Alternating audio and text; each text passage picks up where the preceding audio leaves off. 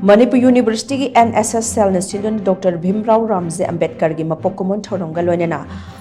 Poshan Pakhwada की Thouram Ngasi University sta Pangthokkhre Ministry of Youth Affairs and Sports की meeting makhada ngasi University asigi Centenary Hall mamang da Pangthokpa Thouram aduda Manipur University की Dean of Students Welfare Professor Seth Ibohol University asigi Department of Law की Head Dr. Y Premananda Department of Statistics की Head Professor S Upendra Ahmed University asigi NSS cell की Program Coordinator Dr. Laisram Santosna mathang sitna chief guest of honor amadi president oina saruk yakhi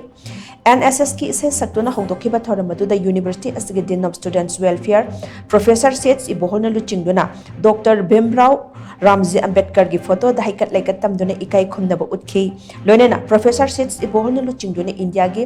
constitution की preamble पुन्ना पामिनखी थौरम मदुगा मरी लेनेना university असगे NSS सेल की प्रोग्राम कोऑर्डिनेटर डॉक्टर लाइश्रम संतोषना हाई लेबाक असगे कॉन्स्टिट्यूशन ड्राफ्ट तौनब होटनबदा अचौब थौदांग लोरंबा doctor BR AMBEDKAR da ikai khumnaba utpo oina thoram ase pangthokpani mahakki mapok numit ase tha asiki taramari dani adobo numit adu cherawa leiba maramna suti oibadagi Ministry of Youth Affairs and Sports dagi ayaba lawraba matung thoram ase ngankhatna ngasi pangthokpani mahakki wakhalon da phawramba political reform social reform amdi leibak asigi Constitution की spirit adu haurak iba mirol sing maru oina mahiroi sing da mamita hanabagi thoram ase pangthokpani Dr. BR AMBEDKAR gi Fidam ngasigi mirolna khudung induna chatpa mathau tai thoram asigi manung channa poster campaign cleanliness drive amadi ex tempos peace na chingbasu pangthokani haina makna makhata ke